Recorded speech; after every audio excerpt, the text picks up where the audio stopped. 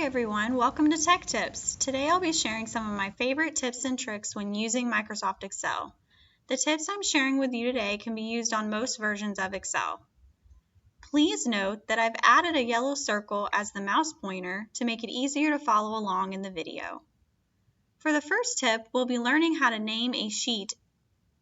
Move your cursor to the tab in the lower left-hand corner of your spreadsheet.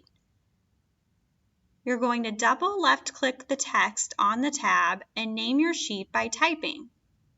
I'm going to name this spreadsheet Sales Data. Hit Enter on your keyboard or click anywhere else in your spreadsheet. It now has a customized name. The next tip is something I use all the time at work. Sometimes you may need to select all of the data in a column at once. The fastest way to do this is to select the first box of data in your column. Left-click in box A2. Hold down the Shift, Control, and down arrow on your keyboard. This keyboard shortcut will select all of the data in that column, whether the row is visible or not. Again, you simply left-click the top box of data in a column, and then hold down the Shift, Control, and down arrow keys. You'll notice that the columns in this data set are not the same width. Say you want to conserve space in your document.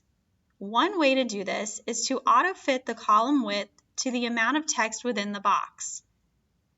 You're going to left-click the gray arrow next to column A. This selects the entire spreadsheet. Go to the Format menu on the toolbar. Left-click Format, then left-click Auto-Fit Column Width. Notice that the columns have resized to fit the text. Another trick I use when I need to manipulate data is to change the data set into a table. This makes sorting and grouping data much easier. Highlight the entire data set by left-clicking in A1, holding down the mouse and dragging to box F15. Left-click the Insert tab. Left-click Table. You'll note that the Create Table menu box shows what areas are highlighted in the spreadsheet, A1 to F15. You also want to leave the My Table Has Headers box selected since our data set does have a header row. Left-click OK. Drop-down menus have now been added next to each header. Let's sort the orders by date from oldest to newest.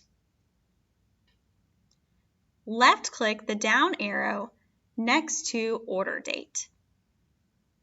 Left-click Sort from oldest to newest. Notice that the data is sorted from oldest to newest while keeping all of the other column data tied to the correct order date. The final tip I have for you in Microsoft Excel is how to customize the Quick Access toolbar. At the very top left of the screen, you'll see the Quick Access toolbar. Mine currently only shows the Save button, Undo button, and Redo button. To add more buttons, left-click the small down arrow on the toolbar. Left-click Print Preview and Print. A button to access Print Preview and Print has now been added to your toolbar. This is a great way to access what you use the most in Excel. I hope you learned something useful in this Tech Tips video.